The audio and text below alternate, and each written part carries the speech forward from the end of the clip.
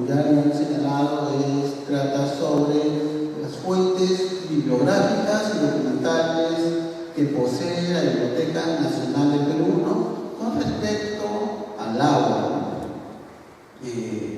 Y para esto, primero una aclaración, ¿no? He visto en un diario de circulación que hacían la mención a esta ponencia de hoy, pero señalaban como título, como tema, que era las fuentes de agua del Perú colonial.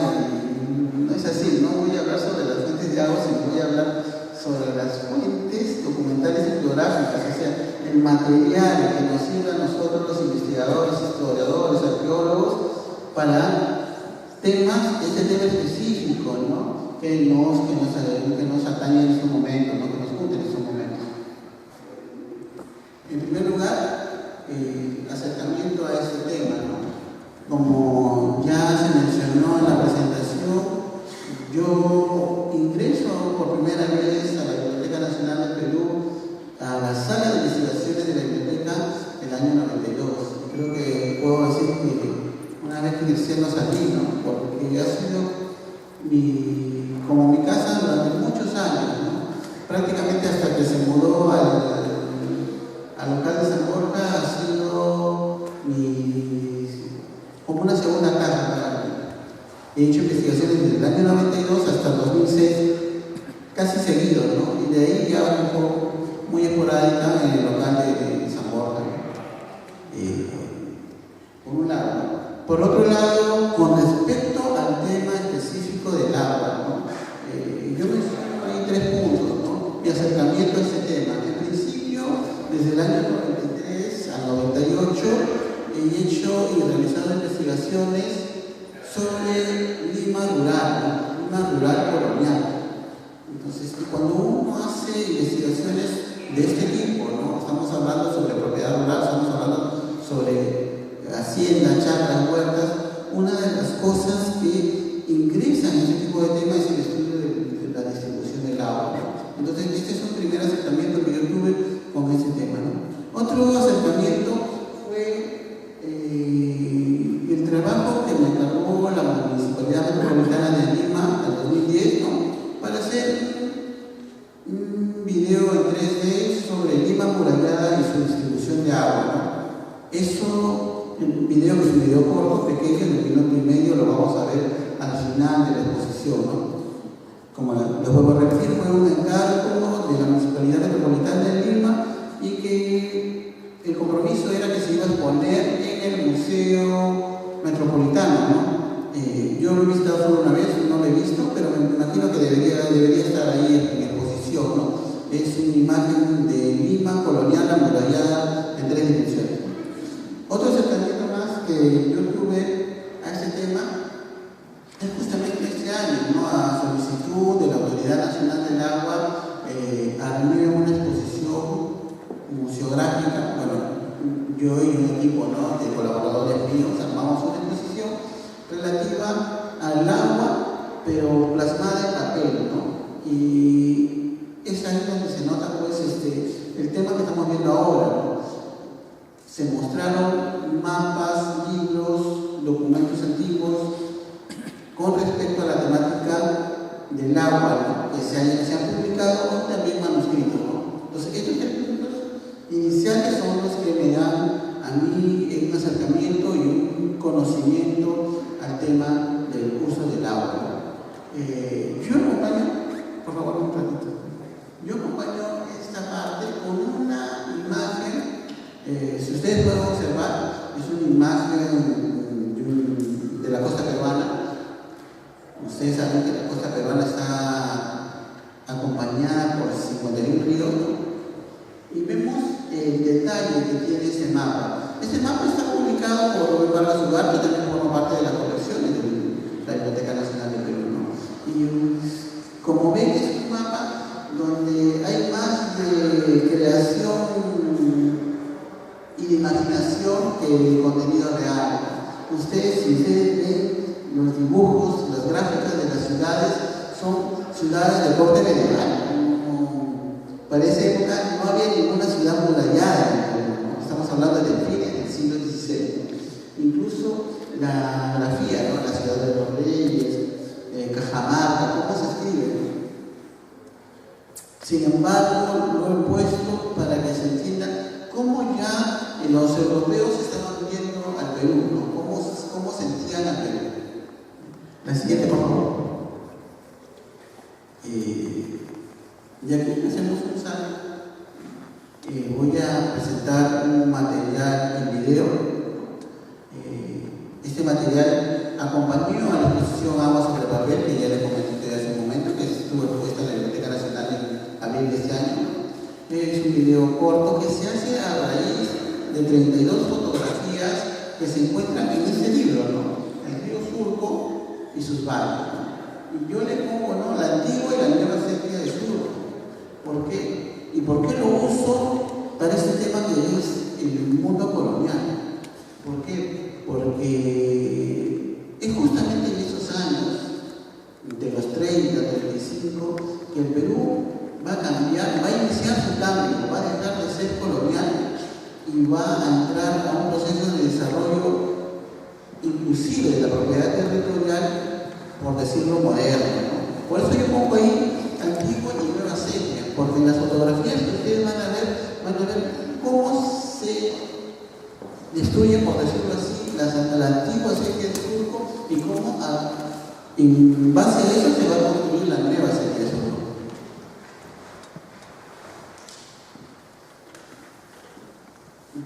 ¿Podemos pasar?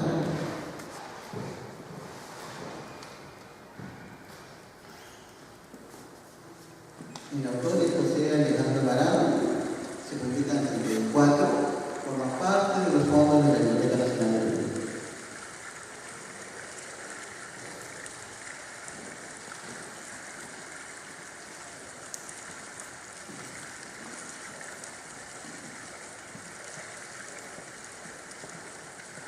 Lo que les decía hace un momento, ¿no? Complejo armado. Se está dejando el pasado colonial y se está haciendo un nuevo canal. Estamos entrando a una modalidad, en este caso, el uso del agua. Son unas compuertas, ¿no? Otra vista de estas compuertas. Y es material noble. Antes, en el mundo colonial se usaba la madera, el adobe, la piedra.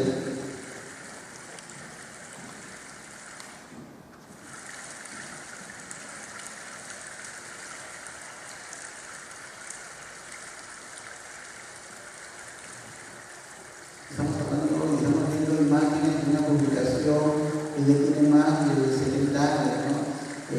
Las fotografías obviamente han sido retocadas porque su estado original todavía están en muy mal estado. Vuelvo a repetir que es una publicación muy antigua, pero es un testimonio, es una fuente que nos permite a nosotros, los investigadores, historiadores, conocer nuestro pasado colonial inmediato, ¿no?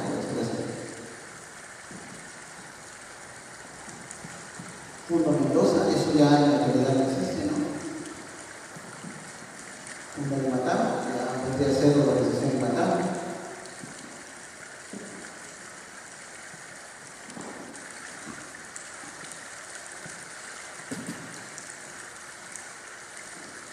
A pesar de que la calidad de las imágenes, les vuelvo a repetir, es un testimonio gráfico de los pocos que existen que nos ayudan a entender nuestro pasado, ¿no? Que nos ayudan a tener conocimiento directo de cómo fue, ¿no? Cómo fue ese sistema, por lo menos este sistema de agua que era un brazo del río Lima, ¿no?, que llevaba el agua hasta el sur, porque es uno de los lugares más distantes de la ciudad. Obviamente eso ya no existe, o de San Borja, ¿no? En San Borja los flujos de agua ya están pavimentados, ¿no? Están tapados, ¿no? Digamos, todavía es un pozo subterráneo, ¿no? Aquí todavía podemos verlo con mucha naturaleza, ¿no? Naturaleza por todos lados, con mucha área verde. Y esos nombres, ¿no? Como Valverde, eso ya en la actualidad no existe.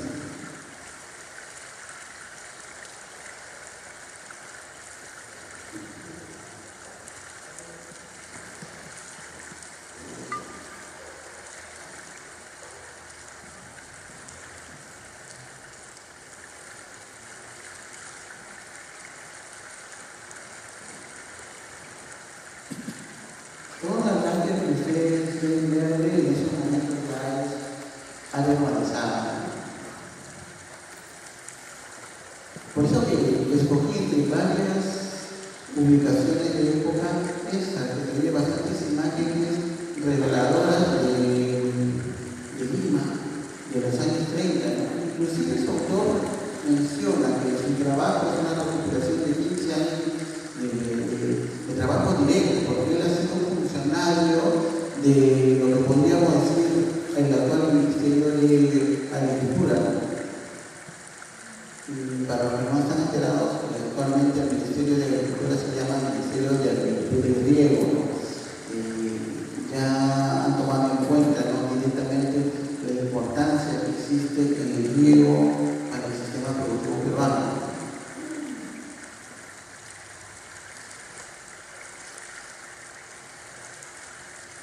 Se ve mucha vegetación, a pesar de que esto es un acueducto, es un brazo artificial del río, ¿no? Es una manera de cómo los peruanos llevaron agua a esos lugares tan lejanos. Una de las apreciaciones que yo tengo al leer los testimonios coloniales es que había mucha agua. Antes de eso, pero no estamos pasando. Ya, está bien, sí, está bien. Está bien. En ese punto quiero establecer tres aclaraciones o tres cosas que yo siempre menciono cuando hago mis trabajos en historia colonial, ¿no? Y que deben ser entendidos por todos nosotros, ¿no? En principio, nosotros somos personas ya del siglo XXI, ¿no? Y tenemos unas ideas muy diferentes a lo que fue el mundo colonial, ¿no? Yo a veces siempre pongo el ejemplo, ¿no?, de que si nosotros estuviéramos en el mundo, tuviéramos una máquina del tiempo y estuviéramos en el mundo colonial, veríamos todo al revés. Porque esa es la impresión que yo tengo con respecto a las sociedades preindustriales. Y esos tres puntos que ustedes ven ahí, y los menciono, ¿no?, y que debemos tener en cuenta para la elaboración de nuestros trabajos históricos, es, por ejemplo, lo primero que yo digo, ¿no?, la relación metrópoli-colonia. Nosotros hemos sido dependientes económico y políticamente de España. No podíamos manejarnos nosotros. Y eso es una influencia muy grande con respecto a todos los tópicos de la vida del hombre peruano. Otro segundo punto que yo menciono es las diferenciaciones sociales. Existían diferenciaciones, se les puede llamar de cualquier nombre, ¿no?, clases sociales, castas, estamentos. La denominación, la sociología se corre mucho de eso, de llamarle tal o cual cosa. Yo le pongo diferenciación social para denotar que existían estos, ¿no? Y esa diferenciación, ¿cómo se nota, no?, en el vestido, en el acceso a los sistemas productivos, ¿no? Existen blancos, negros, indios y mestizos, ¿no? En algunos momentos y algunos escenarios se juntan, pero en otros escenarios son desverganados. Esas son las diferenciaciones sociales que existen. Y eso es importante al momento de estudiar el agua. Otro punto muy importante que nosotros debemos tener en cuenta cuando realizamos estudios en historia colonial es la relación, el dominio dominical. ¿Esto qué quiere decir? El rey es propiedad de todos. El rey es propiedad de los recursos, de las minas, de los cerros, pero los da en concesión a sus vasallos, ¿no?, por ciertas preeminencias, ¿no? Por ejemplo, para la mina es el quinto real, y así, ¿no? Pero hay que entender que el rey es dueño de todos. Los habitantes del Perú, los señores encomenderos, eran dueños de lo que tenían por dádiva del rey. No es como ahora, nosotros somos propietarios de por ejemplo, una casa, ¿no?, porque nos ha costado nuestro trabajo. En cambio, la empresa indiana, la conquista del imperio de los incas, ¿no?, el rey asume la propiedad de todos los bienes y recursos conquistados. Entonces hay que entender eso. Y eso va también directamente a los accesos de agua. Si uno quiere agua, hay que pedir permiso y comprarla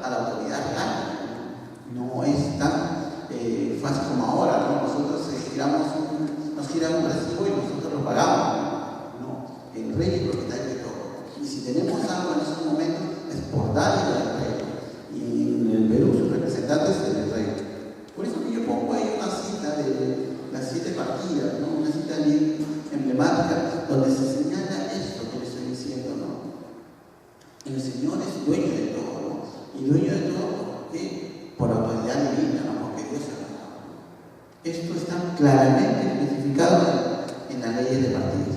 Siguiente, por favor. Otro punto importante, ¿no?, para entender este tema que nos trae en estos momentos, ¿no?, estamos hablando de material escrito.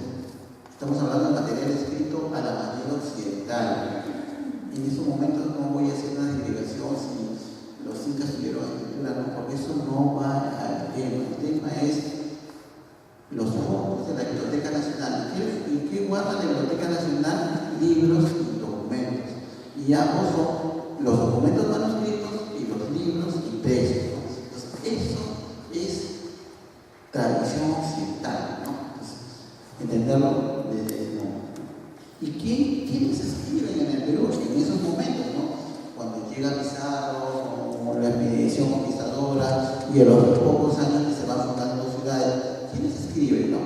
Escriben, obviamente, los que saben escribir. ¿Y quiénes son los que saben escribir? Clérigos, religiosos, los notarios, muy usados en ese momento, ¿no?, están muy presentes en la vida del poblador de las ciudades coloniales, ¿no?, los notarios y personas que tienen una instrucción media. Ellos son los encargados de leer y escribir.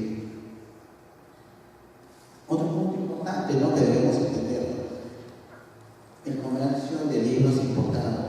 ¿Por qué yo menciono libros importados? Porque imprenta no va a haber en el Perú hasta 1584. ¿no? Si Lima se fundó en 1535, 1584 ya son como 50 años, ¿no?, casi 50 años, ¿no?, que ha esperado la ciudad de Lima para tener una imprenta. ¿no? Y por curiosidad, la imprenta limeña es traída de Nueva España. Nueva España tenía 50 años antes imprenta, antes que nosotros. Entonces, en esos 50 años que no hemos tenido imprenta en el Perú, se traían libros importados, ¿no? Todos los libros venían prácticamente, si no eran de Sevilla o eran impresos en Madrid. Prácticamente la ciudad por excelencia en impresión de libros en España era Madrid. Todos los libros, durante casi todo el mundo colonial, se traían de Madrid, ¿no? Y yo pongo ahí ¿qué se lee, no? Se lee mucho de trabajo religioso. Hay mucho trabajo religioso. Incluso el primer libro que se publica en el Perú con imprenta peruana es un catecismo en castellano y quechua, ¿no? Se publica por la preocupación del primer concilio de Lima para la exclusión de esta nueva población. Yo pongo ahí como imagen las tres primeras leyes, ¿no?, de la recuperación de leyes de Indias que tratan sobre este tema, para que vean in situ en los documentos cómo ya se está tratando ese tema. ¿Y qué es lo que dice? ¿no? Que no se imprima libro en Indias sin ser leído por el Consejo de Indias. No se puede imprimir ningún libro sin tener aprobación del Consejo de Indias. Segundo, ¿no?, que ninguna persona pueda pasar a Indias libros impresos que traten de materia de Indias, o sea, que traten sobre las Indias sin ser vistos por el Consejo de Indias. Es una limitación para el comercio, ¿no? El comercio de libros en el Perú. No se puede traer libros. Los españoles que vienen son revisados en sus equipajes, en sus maletas, porque en esa época era mucho más fácil que ahora, para ver si los libros que traían tenían autorización o eran impresos con autorización del Consejo de Indias. Y eso era muy fácil, ¿no? Porque cuando uno abre un libro, a mí me sorprende con los libros coloniales, lo primero que uno encuentra es la autorización impresa, ¿no? Es visto, por lo menos, por ejemplo, dice, es visto por el Consejo de Indias con autorización. Una de las primeras hojas, ¿no?, que aparece es la autorización. Una tercera ley de la recuperación es que no se imprima ni use arte ni vocabulario de lengua de indios sin estar aprobado conforme a esta ley, ¿no? Esto también quiere decir que si se publica algo en el Perú, que se publica algo, tiene que ser revisado y visto, ¿no?, por la autoridad. No se puede imprimir nada sin que no esté acorde con las ideas y el pensamiento de la autoridad regional. Siguiente, por favor.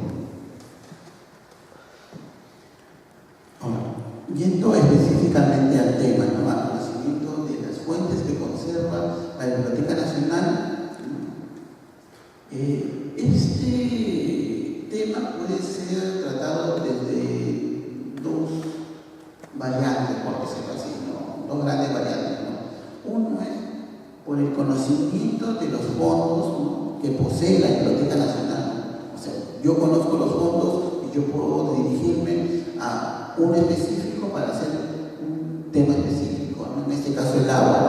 Si yo conozco los fondos muy bien, puedo dirigirme con mucha facilidad y hacer investigaciones. Ese es un primer principio que se tiene para entender este trabajo de las fuentes. Pero otro punto es, conociendo un tema de investigación, teniendo yo un tema de investigación, yo me acerco a los fondos y empiezo a hacer estudios, ¿no? De esas dos maneras se va a tratar en esta exposición, ¿no? Vamos a conocer los fondos, algunos fondos, no todos, ¿no?, de la Biblioteca Nacional que poseen material sobre el agua del Perú. Y también vamos a ver al final algunos temas que se pueden tratar con estos fondos. La imagen que acompaña a estos pequeños dos puntos es un grabado alemán de una Biblia del Antiguo Testamento. También pertenece esta Biblia a los fondos de la Biblioteca Nacional. Y yo lo pongo por dos cosas, ¿no? Uno, porque es el tema del agua, ¿no? Estamos lloviendo, hay un gran diluvio. Y esto señala la preocupación que tienen las personas con respecto al agua, por un primer momento. Y un segundo punto es que el pensamiento cristiano, la idea cristiana, la idea de Dios, la religiosidad, está muy presente en la vida del poblador peruano, ¿no?, en el mundo colonial, ¿no? A diferencia del actual, ¿no?, que, por ejemplo, ¿no?, nosotros, o yo en este caso, yo voy a misa una vez al mes o cuando se me antoja. En el mundo colonial, las misas eran diarias y las personas prácticamente, el sentimiento religioso, el sentimiento colonial les obligaba por sí mismos a asistir a misa todos los días, ¿no? Casi todos los días, ¿no? Por un lado, por ejemplo, ¿no?, vemos en el periódico, la facilidad con que se miente, ¿no? Y es una de las en el Perú, en el mundo colonial, eso era muy difícil, ¿no? Decir una mentira, establecer una mentira, escribirla, era muy difícil, porque el poblador, como le vuelvo a repetir, está muy imbuido en la religión, ¿no?, en la idea de Dios, en este caso, el Dios católico. Siguiente, por favor. Entonces, los repertorios que posee la Biblioteca Nacional para este tema son de dos clases, ¿no? El primero está compuesto por todo el material bibliográfico, y cuando digo bibliográfico me refiero a todo lo que es impreso, ¿no?, o sea, publicado, ¿no?, todo lo que pasa por la imprenta. Como dato se puede decir que la Biblioteca Nacional del Perú es una de las instituciones, en todo caso la primera institución que conserva la mayor cantidad de volúmenes para investigadores, ¿no? Creo que tiene aproximadamente 6 millones de volúmenes su espacio de investigaciones, ¿no?, el área de investigaciones. Otro repertorio de la Biblioteca Nacional, este ya es un poco más pequeño, ¿no?, es el repertorio documental, ¿no? La Biblioteca Nacional posee diversas colecciones de manuscritos, ¿no?, de manuscritos relevantes para la historia del Perú, ¿no?, en diferentes tópicos. Y en este caso, el tema que nos trae es el agua, ¿no? Esta pequeña situación me va acompañando de una imagen. La imagen que ustedes ven ahí, y como dice, ¿no?, ustedes pueden leer el Colegio Máximo de San Pablo, 1699, hoy Biblioteca Nacional del Perú. Entonces, lo que ustedes están viendo es una imagen de fines del siglo XVIII de la sede de la avenida Bancay, ¿no? Esta imagen es muy pocas veces vista. Esto yo lo ubiqué en un expediente judicial. Obviamente este expediente no está en la Biblioteca Nacional, está en el Archivo General de la Nación, pero lo traigo a colación por la importancia de esta imagen. Esta imagen yo la felicito mucho porque no es conocida, no ha sido publicada. Entonces, para tener nosotros, peruanos contemporáneos del siglo XXI, una idea de cómo fue la Biblioteca Nacional o el local de la Biblioteca Nacional de la Revenida Bancay a fines del siglo XVII. Y lo que ustedes ven ahí, en un primer momento, en la parte que dice 11, si no me equivoco, aquí, este es el frontis, ¿no? Este es el frontis de la biblioteca. Hasta antes del incendio, obviamente, ¿no? Obviamente, en el 43 se incendia el edificio de Bancay es, entre comillas, nuevo. Este edificio estaba vida cuando se inaugura la biblioteca en 1822. Este lado de acá es el lado del costado de la biblioteca, ¿no? Que daría para la calle Estudios, ¿no? Y este lado de acá es la parte de atrás que da para la calle de Gato. El autor ha querido en un plano presentar los tres lados del edificio, ¿no? Y lo que ustedes ven abajo, esto que podrían asemejar un pulpo, son el sistema de agua de tuberías que tiene o que tuvo el Colegio Máximo de San Pablo, ¿no? Por eso lo traigo a colación, porque es Biblioteca Nacional y porque se está señalando el sistema de tuberías, ¿no? Obviamente en esa época muy artesanal, ¿no? Inclusive este plano que ustedes ven acá se hace a raíz de inundaciones provocadas por ruptura de tuberías, ¿no? Porque si no hubiese habido este plano en esta imagen, ¿no? La siguiente, por favor.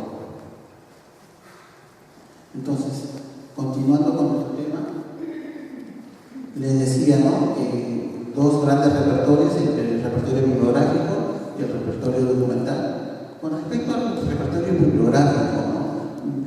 Yo he tenido la oportunidad solamente de revisar lo que ustedes tengan para el tema del agua, estas cuatro colecciones. El fondo antiguo, donde está la colección Raúl Porras Lanchera, la colección Coronel Segarra y los libros de cuentos por Chile, ¿no? En estos tres fondos de la Biblioteca Nacional, bibliográficos, hago la redundancia, se conservan libros impresos, ¿no? Desde el siglo XVI hasta el siglo XIX que tratan sobre el tema del agua. Yo pongo ahí las carátulas de tres libros, ¿no? Esos tres libros son del siglo XIX. ¿Y por qué traigo a colación el siglo XIX? Porque estos autores, al momento de hacer su investigación, tuvieron acceso a una biblioteca que en la actualidad no existe, ¿no?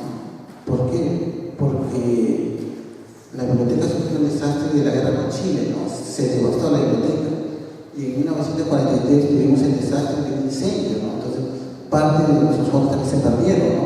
Entonces, pero estos investigadores, estos señores que publican estos tres libros, que por lo menos tuvieron acceso a una biblioteca diferente a la actual, ¿no? Y tuvieron acceso a materiales mucho más que desconocemos en estos momentos porque se han perdido. La siguiente, por favor.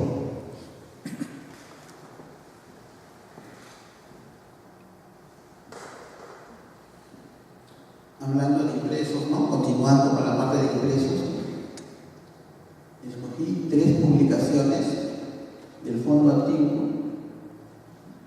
En principio, cuando nosotros, bueno, los que tienen 40 años y un poquito más o un poquito menos, nosotros íbamos a la sede de la Biblioteca Nacional del Perú, esto hasta 2005, nosotros consultábamos y pedíamos los libros a través de un fichero, ¿no? Había un gran fichero que tenía algo de 110 cajones, ¿no?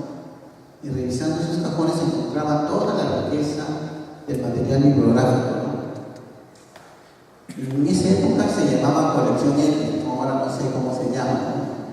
Pero ahí estaba todo, y nos pasábamos horas, largas horas detrás de un fichero o llevábamos el fichero a nuestro escritorio para revisarlo. Yo he tenido oportunidad en los años que he estado de investigador en la Biblioteca Nacional revisar todo el material con respecto al mundo colonial. Y yo pongo solamente la imagen de tres carátulas de reiteraba hace un momento, ¿no? Son autores que publican estudios de Perú y que ahora se han convertido en fuentes bibliográficas para nosotros, ¿no? Uno, por su antigüedad, y dos, le vuelvo a repetir, que estos autores tuvieron acceso a material que ahora en la actualidad no existe, está perdido por las dos cosas que les mencioné, ¿no? Los dos grandes desastres de la Biblioteca Nacional. Entre ellos el tema de la policía del agua del Perú. Es un estudio bastante completo, ¿no? Que señala el individuo encargado de hacer velar la distribución del agua. No estamos refiriendo pues al policía de informado de la actualidad. Nos estamos refiriendo a un sujeto encargado de velar de las normas urbanas, ¿no? Ese es el policía en el mundo colonial, ¿no? Y en el caso específico del agua es el policía del agua. También tenemos el código de aguas, que es la recopilación de material colonial. La siguiente, por favor. Ahora pasamos a la colección de impresos Raúl Porras Barnechea. En su momento fue la mayor biblioteca particular del Perú. Tenía más de 20.000 volúmenes. Yo creo que tenía alrededor de 23.000 volúmenes. Obviamente ya en el Perú actual hay muchas personas que tienen más de 20.000 o 30.000 libros en sus casas, ¿no?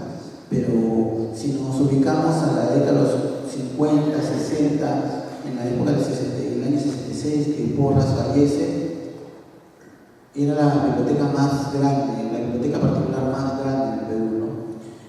Y no solo por el volumen, sino por la calidad de los libros que Raúl Porras recopiló, compró y juntó, ¿no? Porque cuando uno habla de una biblioteca personal, es una obra de toda la vida, ¿no? Uno gasta sus recursos en comprar libros que les son útiles y que les interesan y también porque les gusta, ¿no?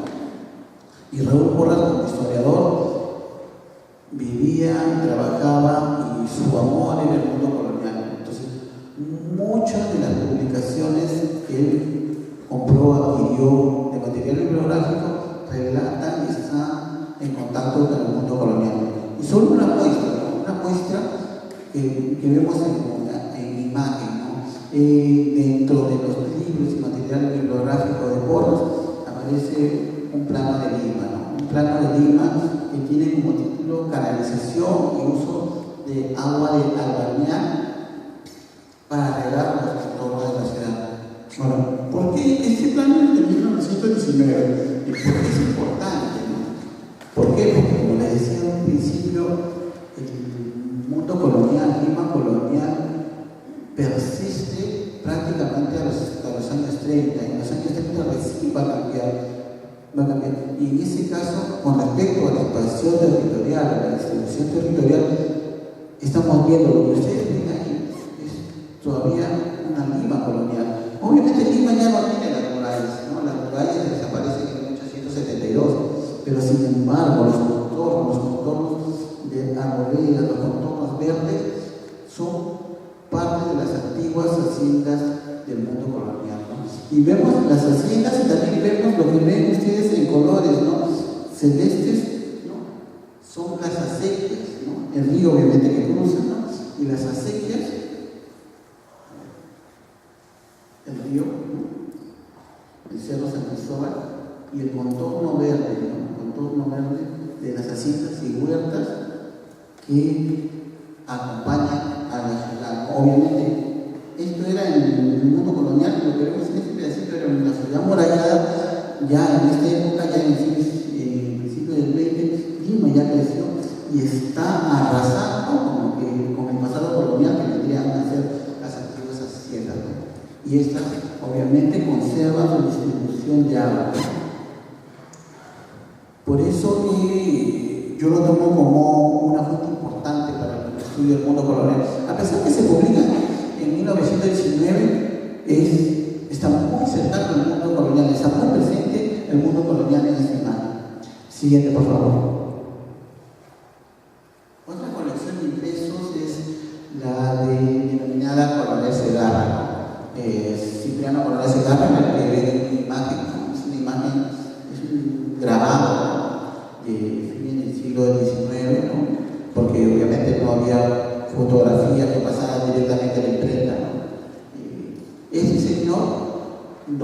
donó su biblioteca personal a la Biblioteca Nacional de Perú. ¿Y qué bondades tiene esta biblioteca particular de este señor Morales Segarra? La bondad es que conserva material, folletería y publicaciones periódicas del mundo colonial que ni siquiera lo tienen en la propia colección general de la biblioteca. O sea, lo que uno no encuentra en la colección X o en la colección grande de la Biblioteca Nacional, lo encuentra ahí.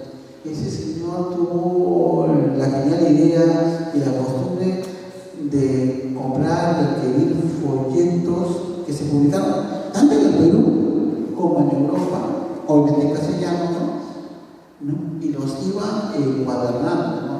De diferentes temas, no hay tema específico en su colección, ¿no? En una encuadernación pueden haber 5 o 10 temas diferentes, ¿no? Pero lo valioso del caso es de que el señor se preocupó de ir recolectando folletería, ¿no? Que con el transcurso del tiempo se ha perdido, ¿no? Y como lo vuelvo a repetir, ni siquiera la colección X, la colección grande de la Biblioteca Nacional, tiene la riqueza de la folletería que tiene esa colección Segarra. Es más, cada vez que yo me encontraba algo en la colección X, iba a la colección Segarra, a los ficheros de la colección Segarra, a ubicar material, ¿no? Y hay una folletería abundante sobre el tema del uso del agua, que vamos a ver a continuación, ¿no? Vamos a ver. Bien. Y hablando de impresos para el estudio del agua en el Perú colonial, yo solo pongo una muestra así bastante palpable: los libros del Cabildo de Lima, ¿no? El Cabildo de Lima como institución se crea obviamente desde el mismo momento en que se funda la ciudad, estamos hablando desde 1575. ¿Y qué son los libros del Cabildo? Son las transcripciones de las actas de las reuniones de los capitulares, ¿no? De los alcaldes, ¿no? Se reunían 2 hasta 3 veces por semana, había reuniones a veces en las mañanas y a veces en las tardes. Y todas esas transcripciones de los acuerdos se transcriben en los libros del Cabildo. Los libros manuscritos originales los conserva la Municipalidad de Lima, pero nosotros como público en general, el acceso por un lado es bastante restringido y lo otro que tiene que salvaguardar lo que es la escritura antigua, la bibliografía. Pero sin embargo, esta publicación, la publicación de los libros de Cabildo, que se publicaron nada más, llegó a publicarse hasta el año 1650. Obviamente hay más libros de Cabildo que están inéditos, ¿no? Los que continúan hasta el siglo XVII, XVIII, están inéditos en la actualidad, pero los que se publicaron contienen tal riqueza de información para nosotros los historiadores que es una herramienta de primera mano. Yo le pongo ahí 4 o 5 ejemplos de datos exactos sobre el uso del agua que aparecen en un solo tomo, ¿no? En el tomo 6 del libro del Cabildo, el tomo 6 del libro del Cabildo de Lima. Estamos hablando, ven ustedes las fechas, ¿no? De diferentes fechas, estamos hablando desde el 58 al 61. Y si me permiten leer la información contenida, van a ver la riqueza, ¿no? En principio, miren, en el 58 ya se está disponiendo que hay un reglamento de agua, ¿no? De agua para los perros. En el 58 y el 28 de enero, ¿no? Se dispone el lugar Cacahuasi, ¿no? El consejo, los alcaldes están disponiendo el lugar Cacahuasi para que provea agua potable a la ciudad, ¿no? Entonces, como primer dato, ¿no? El 28 de enero del 58. El agua potable de la fuente de Lima va a llegar en el 78, ¿no? Casi 20 años después. Pero ese es el lugar, este lugar que llaman Cacahuasi, está a 6 kilómetros del centro de la ciudad, ¿no? A aguas arriba, ¿no? A 6 kilómetros del río Río, ¿no? Entonces ya vemos cómo ya se está disponiendo el Cabildo, cómo se está organizando, comprendiendo el tema de la necesidad del agua. Otro punto, ¿no? Que el monasterio de San Francisco disponga el buen uso de sus letrinas, ¿no? Voy a adelantar un poquito con respecto a esto porque es importante entender dos tipos de uso de agua en el mundo colonial, ¿no? El agua que es para consumo humano, ¿no? Que viene a través de cañerías, ¿no? Por un complejo sistema de cañerías que se va a distribuir en diferentes puntos de la ciudad, ¿no? Y el otro es el agua que traen las acequias, ¿no? Las acequias, y esas aguas de las acequias por lo general deben servir de uso exclusivo de las haciendas, ¿no? Sin embargo, en muchas ocasiones, durante muchos años, y a pesar de que había una ley específica que prohibía el arrojo de desperdicios, las acequias de Lima fueron eso, ¿no? En muchos momentos se usaron como letrinas, ¿no? Y estas aguas iban al sistema productivo, ¿no? A regar la chacra. Pero desde muy temprano, desde el primer libro del Cabildo de Lima, hay noticias de que no se usen las acequias para desperdicio. Pero sin embargo se usaban. Entonces, veamos estos dos usos diferentes, ¿no?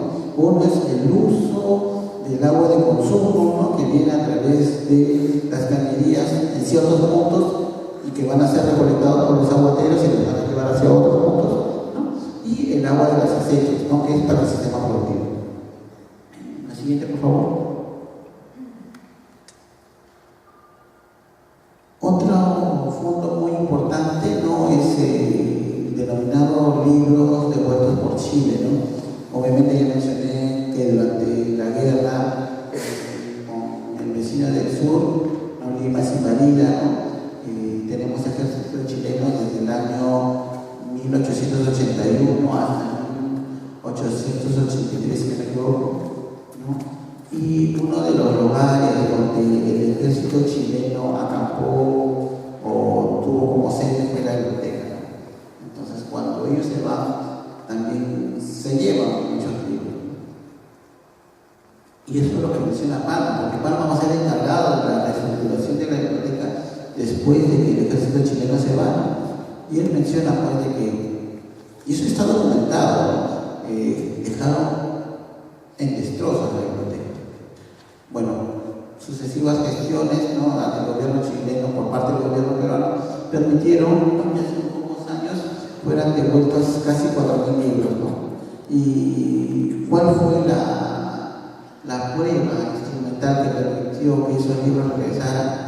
Es que todos esos libros que han sido devueltos tienen un sello, ¿no? Que señala la Biblioteca de Lima.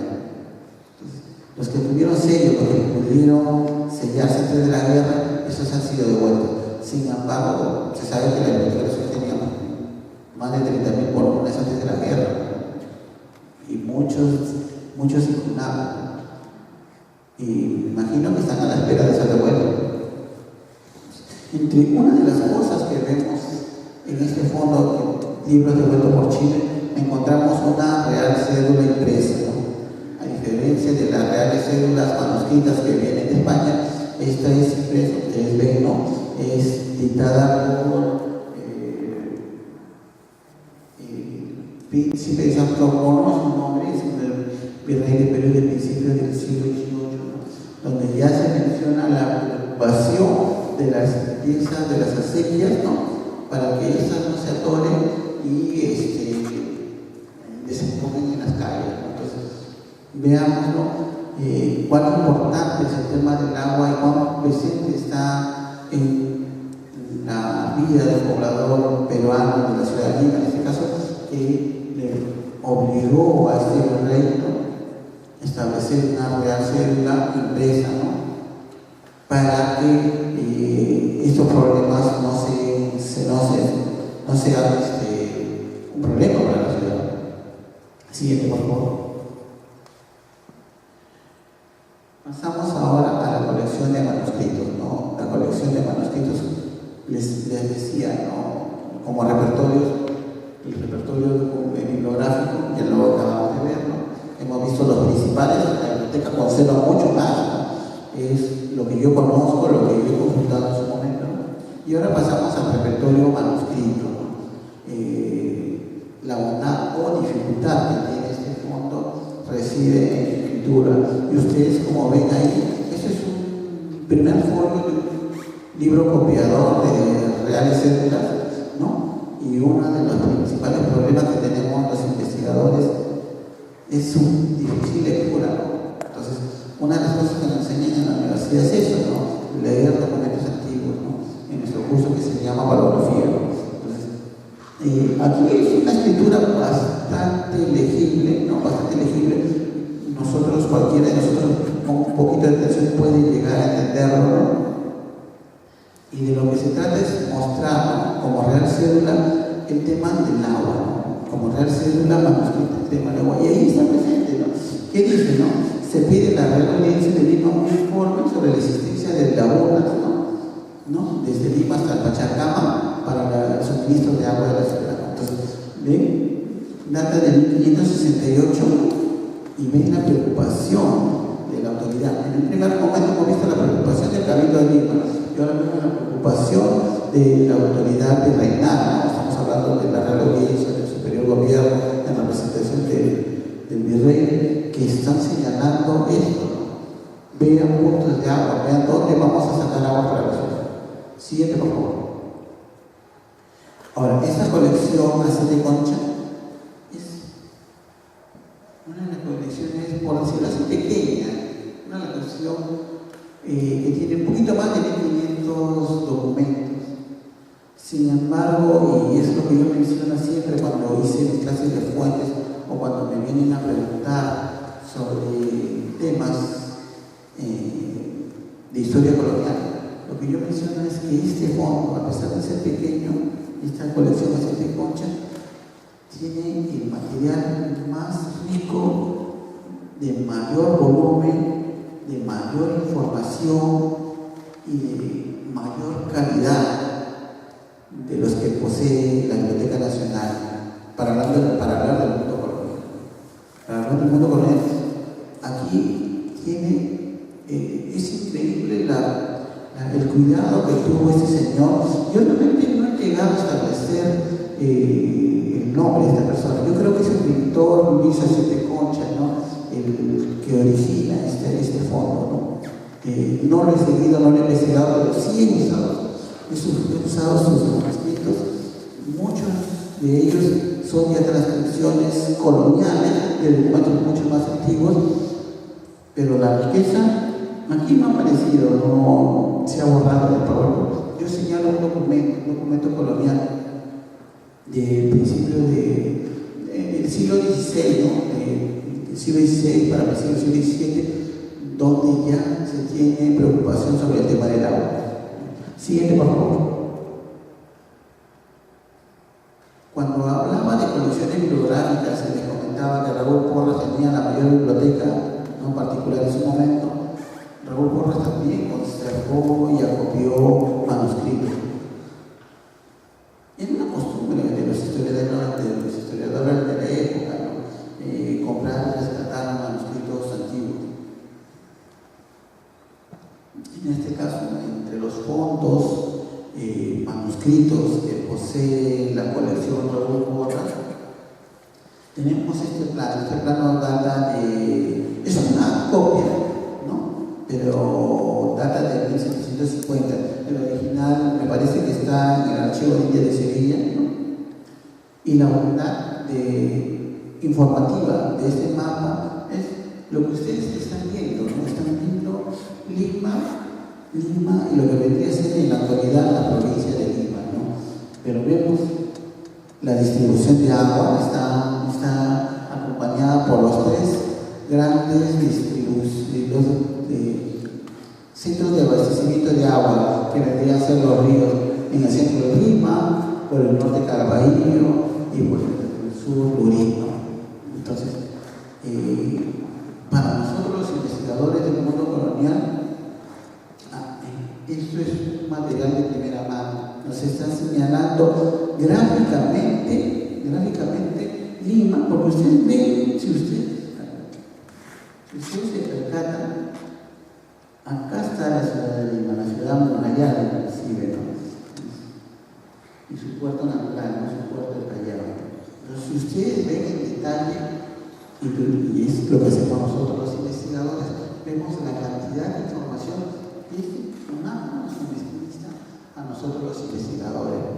Y con esto podemos tener una visión gráfica de Lima y su distribución de agua. La siguiente, por favor.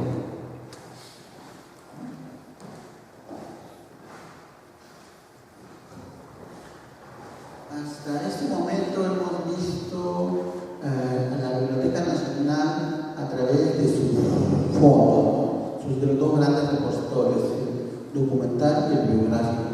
Y ahora pasamos a otra manera de ver el tema del agua, haciendo consultas de los fondos de la Biblioteca Nacional. Y en este primer momento lo he puesto como tema, el conocimiento de la nueva tierra. ¿Por qué? Porque estoy usando las impresiones que tuvieron los colonizadores europeos, los españoles, al momento de ingresar al reino o antiguo reino de los incas. Entonces, sobre eso se publica, ¿no? Obviamente no se publica en Lima, no se publica en Perú, se publica en Europa, se publica en España, pero una de las mayores impresiones y desarrollos de la geografía, de las bondades de la tierra, esta nueva tierra que yo llamo, que menciono yo, la impresión que tienen los españoles es este libro que vemos en carátula y que también lo posee la Biblioteca Nacional, ¿no? Impreso en 1553, ¿no? Es de Pedro César de León. Este primer tomo señala la geografía, los depósitos de agua, no solo de Lima, sino de todo el país. La calidad informativa es tan grande que este señor en algún momento dice: mientras otros descansan, yo me cansaba escribiendo, para ver la preocupación de recolectar todos los hechos que se están viviendo al momento de la conquista de este imperio, del antiguo imperio de Rusia. Otras dos publicaciones que suministran cantidad informativa apreciable para el tema del agua son las creaciones de estos dos religiosos, ¿no? Fray Reginaldo Lizárraga con su descripción de las Indias y Antonio Vázquez de Espinosa con su completa descripción de las Indias occidentales. Esos libros obviamente ya han sido publicados en el siglo XX, ¿no? Pero en el momento en que fueron escritos recopilaron información directa del pasado prehispánico y del principio del mundo colonial. Entonces, para nosotros es una fuente de primerísima mano. Las noticias ahí expuestas, incluyendo el tema del agua, son para nosotros los historiadores o los que tratamos el tema de historia un material de ayuda inapreciable. Y otra cosa que yo menciono también y que encuentro es que estos son los periódicos locales, ¿no? Uno de ellos es el conocimiento de los tiempos. Y como responsable de este periódico estoy poniendo las fechas entre el 45, 1745 y el 69. Solamente quiero hacer una precisión. Este es una publicación, es un periódico pequeño, ¿no? Muchos de sus ejemplares los posee la Biblioteca Nacional. Hay algunos autores que mencionan que el conocimiento de los tiempos, con otros autores, con otros responsables, se publicaban desde fines del siglo XVII. Bueno, a mí no me consta, no he encontrado ejemplares del siglo XVII. Los ejemplares que yo he consultado son de este periodo, del periódico muy bueno. ¿Y por qué traigo a colación aquí? ¿Por qué? Porque este señor se preocupó en recolectar información geográfica y cada vez que publicaba uno de sus conocimientos de los tiempos, que es anual, es una publicación anual, insertaba información geográfica del clima de Lima y de diversas ciudades del país. Bueno, yo solamente aquí, no sé si ustedes se van a cansar, ustedes pueden leer esta cita, es de Vázquez de Espinosa, su publicación hace 1620, donde se nota, ¿no?, la descripción de las citas y la descripción de Lima y la preocupación por el agua. La siguiente, por favor. Aquí tenemos un plano de Lima y sus 5 valles. Por lo general, en la documentación colonial siempre se menciona Lima y 5 valles, ¿no? 5 grandes valles, y dentro de estos 5 valles grandes existen otros 14 pequeños, ¿no? Pero por lo general la documentación hace referencia a 5 grandes valles. Y lo que vemos acá es un plano publicado 44, o sea, hecho en el 44, ¿no? Está en la relación de Jorge Juan, ¿no? y Ulloa, de estos dos personajes, ¿no? Y tiene la bondad de ver la ciudad de Lima y la costa del Pacífico, y ustedes ven estas pequeñas parcelas, son la distribución de las haciendas, ¿no? Acá lo vemos en blanco y negro. Este libro ha sido publicado en el 46, en el 47, en el 48, en el 49. Estamos hablando de 1700 en diversos idiomas, en francés, en alemán. En la edición francesa y en la edición alemana, esos tienen color, ¿no? Esta es la edición española. Esto tiene color ¿para qué? Para que nosotros podamos apreciar cómo estas, lo que se llamaba tablas en su momento, lo que vemos aquí son las haciendas. Son las haciendas de Lima. Estamos hablando de 1744. El libro se publica en el 46, por si acaso, ¿no? Pero el plano se levanta en el 44, ¿no? Por eso acá dice 44, en el 44. La siguiente, por favor. Otro tema que se puede ver consultando los fondos de la Biblioteca Nacional es el sistema de reparto de agua, ¿no? Y aquí vemos a este señor, Francisco Toledo, ¿no? Es un cuadro de los que tenemos en la galería nuestra. Señalamos que este señor fue el primero que compendia la legislación, ¿no? Y hace estudio y distribución racional del agua, ¿no?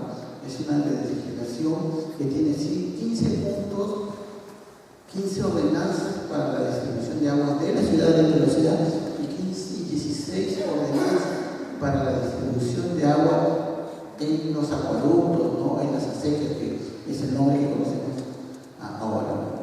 En un primer momento yo les mencioné, les hice a colación que ya el Cabildo de Lima estaba tomando atención sobre este tema y estaba pidiendo que se elabore una ordenanza. Él es el responsable de la primera ordenanza y la publicación en el Perú. Esa ordenanza va a tener una larga vida, ¿no? Hasta 1780, que es cambiada por otra que la elabora el oidor Benito de Martínez. Eso es en 1780. Estamos hablando de 1580 hasta 1780, es una larga trayectoria que ha tenido esa ordenanza para Lima y diversas ciudades del país, porque la ordenanza que se hace para Lima sirve y es modélica para otras de la costa peruana, por si acaso. Con respecto, ¿no? Y siguiendo la tónica de la legislación, tenemos diversos códigos regionales que esos aparecen manuscritos, ¿no? Y los podemos también consultar. Muchos de ellos están en el Archivo General de la Nación, pero tenemos copias y algunos originales en la Biblioteca Nacional. Son códigos regionales. Y cuando digo códigos regionales me estoy refiriendo a distribuciones de agua parciales, ¿no? Que vendrían a ser, cada valle ya tiene una ordenanza específica para la distribución de agua en su zona. Pasamos al siguiente, por favor. Voy a ser un poquito más breve porque ya estamos con la hora. Otras cosas que se pueden ver en la consulta de los fondos, ¿no? De la Biblioteca Nacional son los conflictos sociales. Yo acá pongo dos publicaciones. Las dos, por coincidencia, son del Valle de Chincha y por coincidencia son de 1784. ¿No? 1784. ¿Y qué son? Son impresos que los propietarios territoriales que estamos viendo acá, pues, ¿no? Son este señor, ¿no? El conde de Monteblanco, muy poderoso, dueño de las dos mayores haciendas de Chincha, ¿no? San José y San Regis. El mayor propietario de esclavos en la zona, ¿no? Hace un texto, ¿no? Que le denomina en defensa del derecho. ¿Por qué? Porque él quiere tener acceso, mayor acceso al agua. Y por eso hace todo un impreso, toda una alegación jurídica que tiene muchas carreras. ¿Vale? Así como este señor, ¿no? Fernández, que también es propietario territorial, y está pidiendo una distribución de agua que sea conveniente. Estos dos señores escriben y publican con su dinero, ¿no? Porque piden derechos o reclaman derechos vulnerados.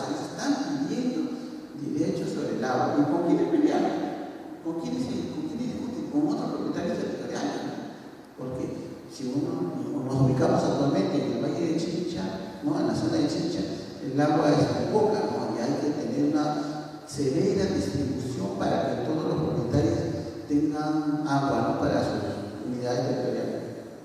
Siguiente, por favor. Otro tema que se puede ver es el juzgado privativo de agua. Se funda en este año, en el 68, es una institución que se va a encargar de velar por la distribución y solucionar los conflictos, como el que vimos en las aplicaciones jurídicas, en todo el virreinato peruano. En este caso, ¿no? Se llama juzgado privativo de agua, ¿no? De Lima, que lo cree para todo el virreinato peruano. Tuvo una larga vida, porque esto no se suprime hasta fines del siglo XIX. Por eso yo les decía, ¿no? Que el mundo colonial terrible prácticamente empieza a morir en 1930. Y una de las razones es por eso, que el encargado de velar por la distribución del agua como institución colonial terrible prácticamente hasta fines del siglo XIX. Entonces, como juzgado privativo, ¿no? Un miembro era, el presidente era el oidor de la audiencia, y como su nombre lo indica, el juzgado privativo, las personas que iban a ventilar sus conflictos ahí, el juzgado los ventilaba y les daba solución al problema y eran inapelables, ¿no? Inapelables con respecto al tema, por eso se llama juzgado privativo. Voy a ver un poquito. Lo que vemos acá es un plano de 1808, si no me equivoco. Y lo que ven acá es un plano a mano, por si acaso aparece, está en una publicación de Rubén Barra Portugal, en su Historia General del Perú. Pero lo que ustedes ven acá es pequeñas parcelas, es la distribución de haciendas. Lo que vimos un poquito más grande, el plano de 1744, aquí lo vemos mucho más como que ajedrezado, ¿no? O sea, parece que la propiedad territorial se ha dividido y se ha hecho más pequeño. Siguiente, por favor. Un punto que también se ve haciendo la consulta de los manuscritos de la Biblioteca Nacional es la distribución, como yo les mencionaba, del sistema de distribución de agua para el consumo humano. Para mencionar rápidamente, ¿no? La tarjeta ya existía, ¿no? Desde el siglo XVI. El nombre atarjea es un nombre castizo, como mencionaba un compañero acá en la sala presente. Pareciera que es un nombre indio, ¿no? Cusqueño, quechua, ¿no? Pero es un nombre castizo que significa lugar de depósito de agua.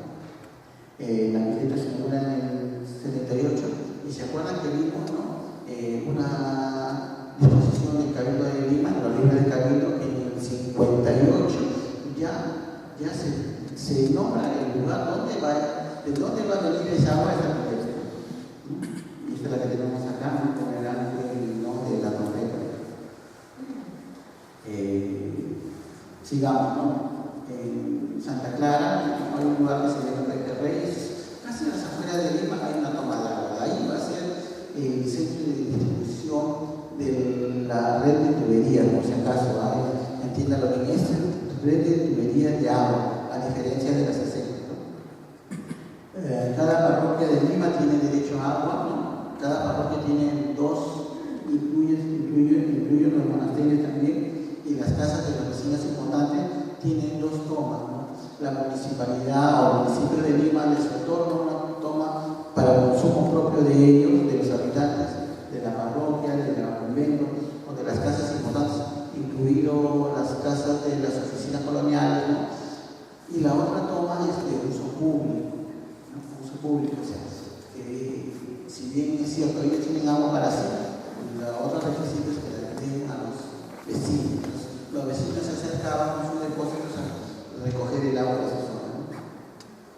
En algún momento, ya casi al fin del siglo XVIII, estos puntos de recolección de agua van a ser 80. O sea, en el transcurso del mundo colonial van aumentando hasta una cantidad casi al fin del siglo XVIII y 80. Y acá vemos un grabado de la gráfica que señala esta escena, ¿no? Cómo están recolectando los aguateros, ¿no? Siguiente, por favor. Ahora ahora sí, estamos casi para terminar. Lo que ustedes ven acá es un plano, se llama Plano Escenográfico de Lima. Esto me sirvió a mí como fuente para que ustedes vean el siguiente material que se hizo para el Museo Metropolitano, ¿no?, de Lima. Se llama escenográfico porque ustedes, como observan aquí, obviamente la imagen es muy pequeña, pero si ustedes ven en detalle, se ven los techos de la ciudad, se ven las fachadas de los edificios más importantes, ¿no? Esto nos suministró información a nosotros para hacer desde que van a ver. Inclusive, como yo les señalo, es del año 44, inclusive no está el Coliseo de H, no está la cosa de H, ¿no? ¿Observan? No está. ¿Por qué? En esa época no estábamos vivos. Yo, el 3D que hicimos en el equipo, obviamente no presenta. Pasamos por el siguiente. Para mencionar, entre los fondos que conserva la Biblioteca Nacional hay personas, investigadores, durante todos estos 3 siglos de mundo colonial que han hecho estudios sobre las bondades del agua. Y aquí quiero detallar un poquito que el agua que consume Lima hasta en la actualidad tiene sus bondades y calidades.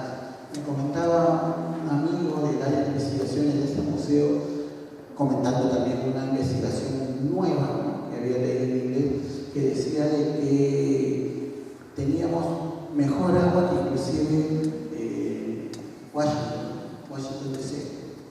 Y eso era gracias a un estudio que se hacía en nativos americanos que habían residido por lo menos 15 años en la ciudad de Lima, con exclusividad, 15 años y luego habían retornado.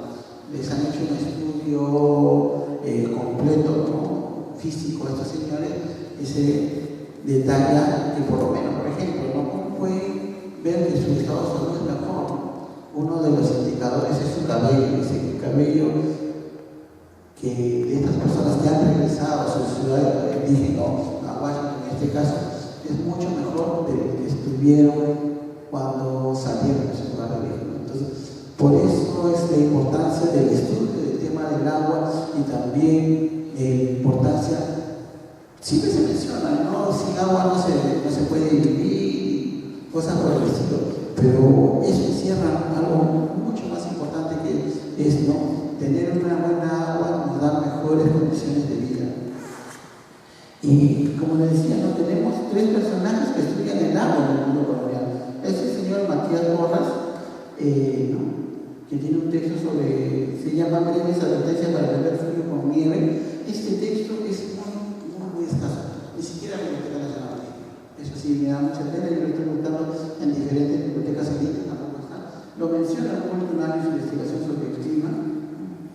Estos 2 textos siguientes sí están en la Biblioteca Nacional, Jorge Bueno sobre disertación del agua, este señor el informe sobre agua de Lima, y de la investigación de Igualtunal, el tema de lengua, que también trae información sobre el agua.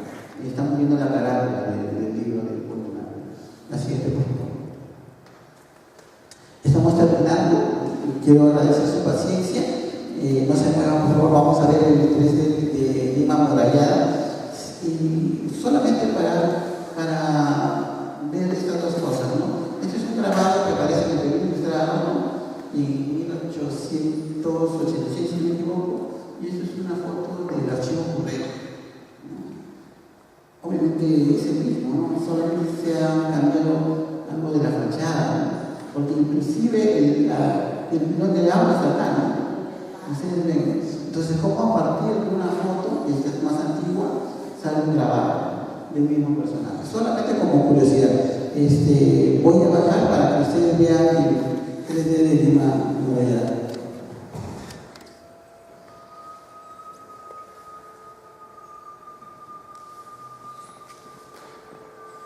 En principio eso no ha sido visto aparte del Museo Metropolitano en ninguna otra ponencia, en ningún otro lugar.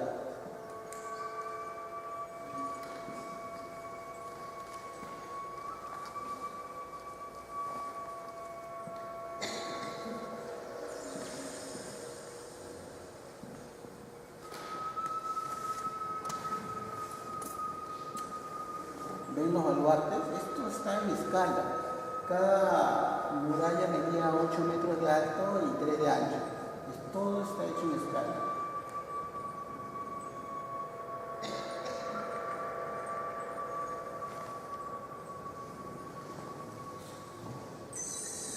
Esto es para el barrio de Indios. Estamos ya en el barrio de Indios, el cercado. Esto ya es el cercado. Acá había una fábrica de pólvora. Obviamente ya no existe. Vamos a ver imágenes de la fábrica de pólvora.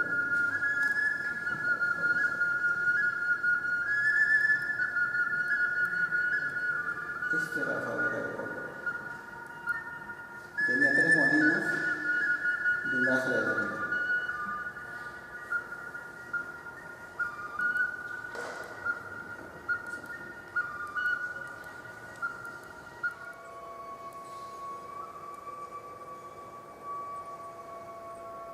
Así vemos el centro de la ciudad, la Fundeta, ¿no? En Lima.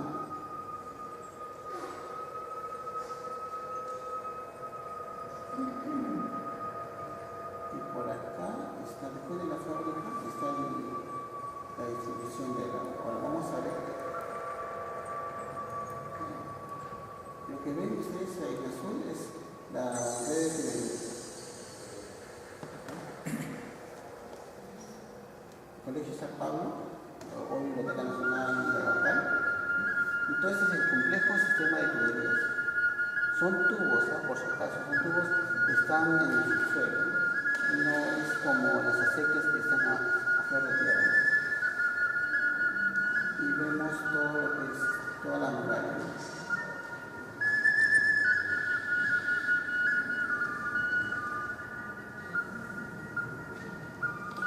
Esto es Lima en 1744, como vimos anteriormente. Mucho del contorno es área rural, o sea, son huertas, no es la huerta actual, la que tenemos la idea nosotros, ¿no? La huerta en el mundo colonial es una extensión bastante grande y siempre provee frutas en todo el año a los propietarios, inclusive las frutas que produce se pueden vender, ¿no?